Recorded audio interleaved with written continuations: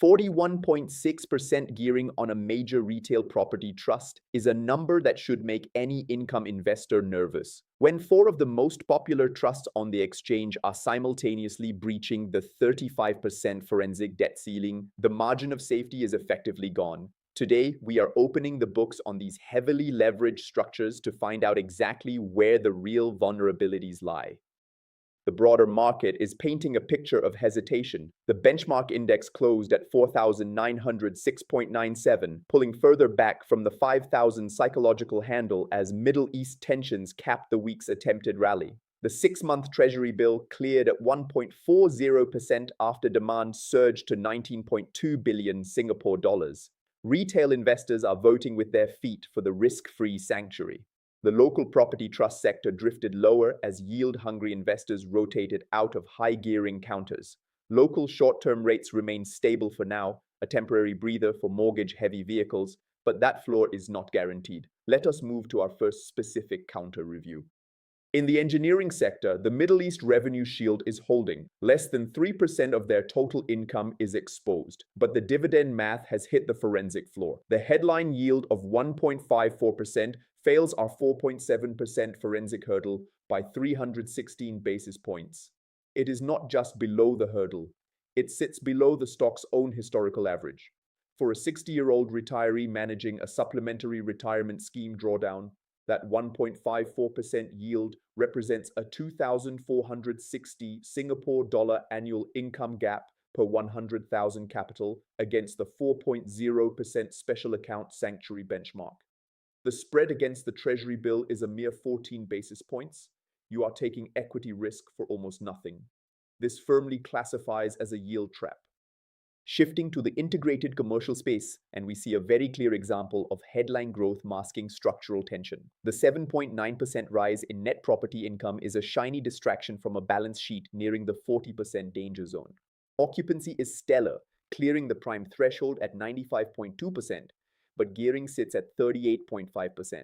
That breaches the 35% forensic ceiling. A 10% valuation write-down on their German assets, a plausible scenario given the current European economic slowdown, would push gearing toward 42% and trigger a mandatory deleveraging event.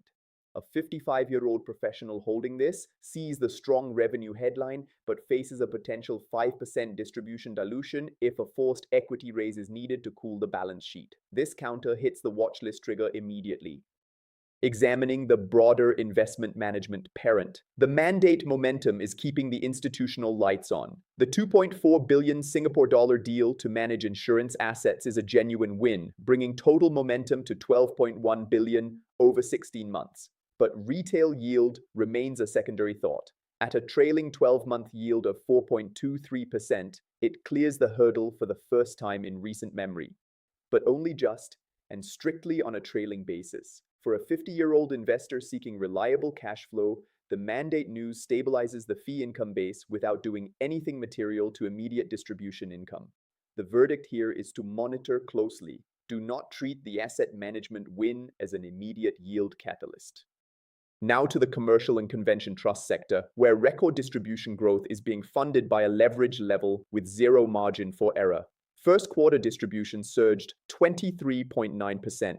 That headline number is attention-grabbing. The balance sheet underneath it is not. Gearing sits at 41.6%. The interest coverage ratio is at 2.2 times. Those are simultaneous breaches. The 35% forensic ceiling on gearing and the coverage floor on interest. That 2.2 times ratio sits dangerously close to the 2.0 times covenant danger zone. The trailing yield of 4.72% clears the hurdle by exactly 2 basis points. A 100 basis point rise in financing costs would slash distributions enough to erase the current gain in a single rate move, locked in as a yield trap. Looking at the defensive supermarket retail space, management has flagged upward pressure on costs from global supply chain friction. The forward yield sits at 2.49%.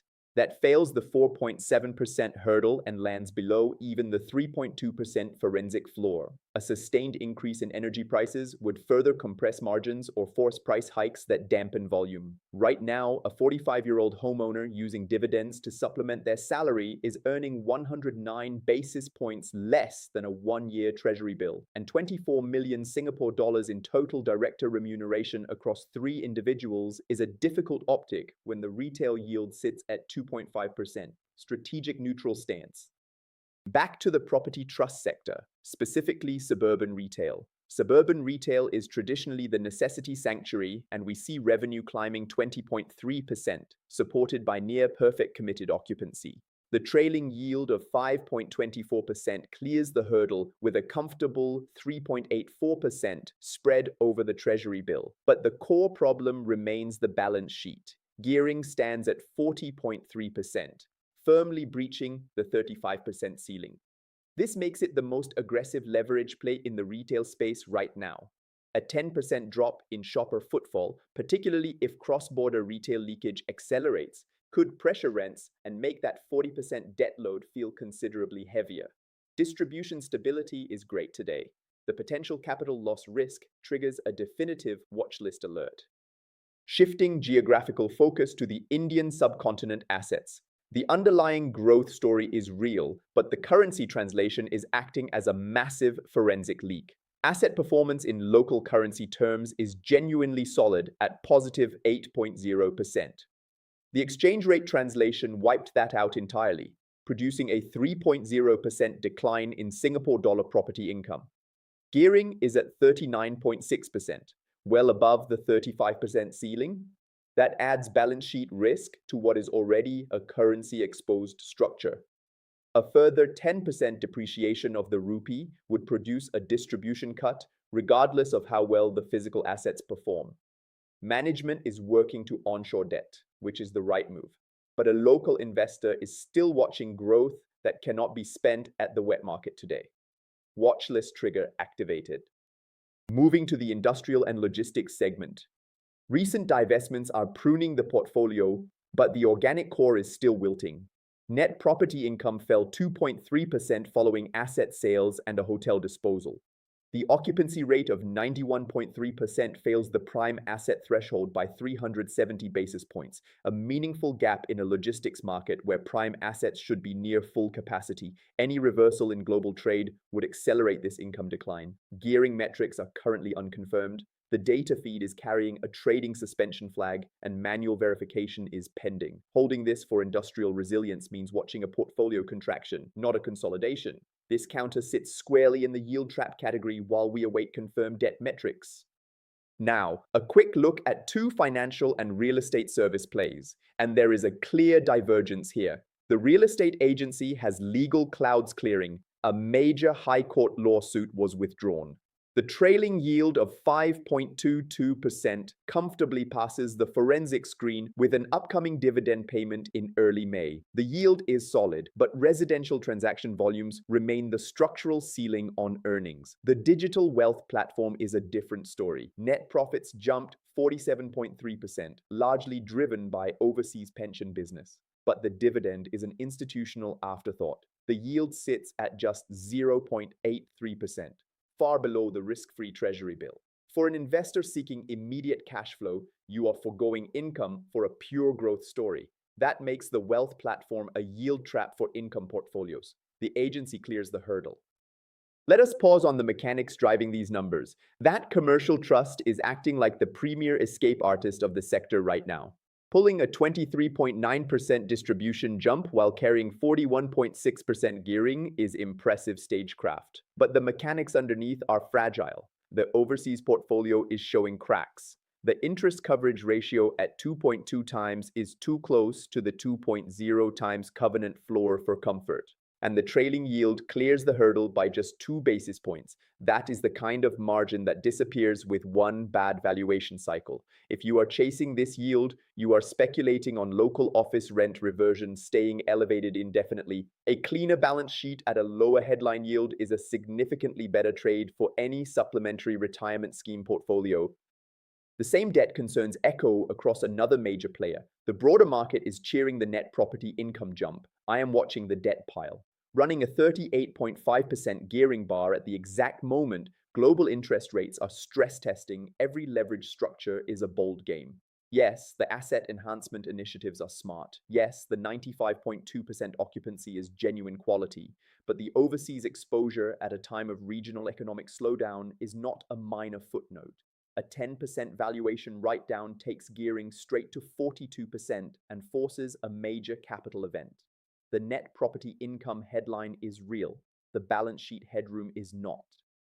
What are the institutional voices saying? Brokers are maintaining buy calls on the investment parent following their major insurance mandate, noting it adds assets and stabilizes fee income. But as we noted, the yield only clears the hurdle on a trailing basis. Forward distribution visibility is the true test. Major banks remain positive on the highly leveraged commercial trusts, primarily citing high office rent reversions. My forensic read diverges sharply here. Rent reversion momentum does not neutralize a 35% gearing breach. Both counters are sitting well above that ceiling. Rent reversion needs to outpace leverage costs simultaneously and consistently for that bullish thesis to hold. And that is a very demanding ask.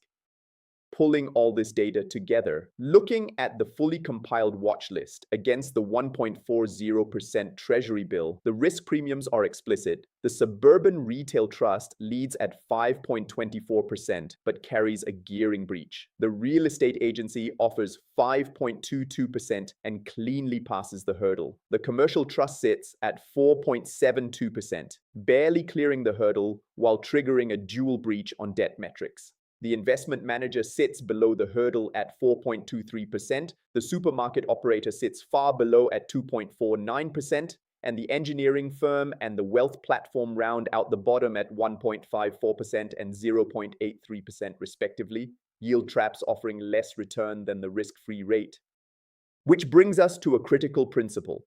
The Treasury bill might sit at 1.40% today, but the forensic floor holds firmly at 3.2% regardless. I audit for the rate environment that inevitably returns, not the temporarily comforting one we are currently enjoying. The 4.7% minimum yield hurdle does not move with the short-term Treasury bill. Maintaining these fixed thresholds is the only way to ensure we are actually being compensated for equity risk, rather than accepting whatever premium the current market temporarily dictates. The window for making these structural portfolio adjustments closes fast. In this market environment, the difference between finding a genuine sanctuary and stepping into a yield trap is often decided in a single trading session. By the time this level of detailed analysis reaches you through the public free release, the optimal entry window has usually already opened, and very often it has already closed entirely. This is exactly why getting ahead of the data matters. If you want to secure these institutional-grade forensic breakdowns at the exact moment the setup goes live, Iggy's Elite Investors is where you need to be. We provide zero-day forensic breakdowns and the full red zone watchlist when the numbers still matter, not after the broader market has already priced the risk in. For $9 a month, you stop being the exit liquidity for the institutions and start acting like the analyst. The link is in the description to join us.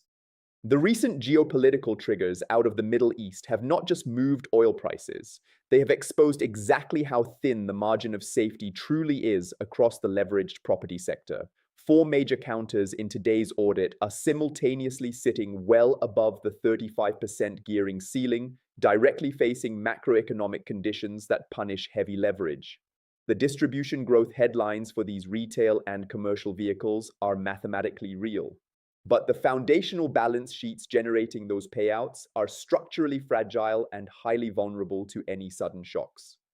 For any trust in today's audit carrying gearing above 35%, the real question is no longer whether the yield clears 4.7%. The real question is whether a single valuation cycle, a single interest rate move, or a single forced capital raise wipes out 2 entire years of distributions. On that test, I would much rather sit in a clean balance sheet offering 5.22% or simply hold the Treasury bill at 1.40% while the forensic picture clarifies, than chase a 5.24% yield that is one bad European quarter away from a gearing repair exercise. Whether you are a 60-year-old retiree in Jurong managing a drawdown, a 55-year-old in Badok holding for income, or drawing your monthly payouts in tempins, balance sheet health matters far more than the headline yield number flashing on your screen today. I am Iggy, forensic investor, ranked 8th on Tiger Brokers among Singapore retail investors, and your guide through the SGX market jungle. If you want the full breakdown before the free version drops, Iggy's elite investors get 0-day access. Link in the description.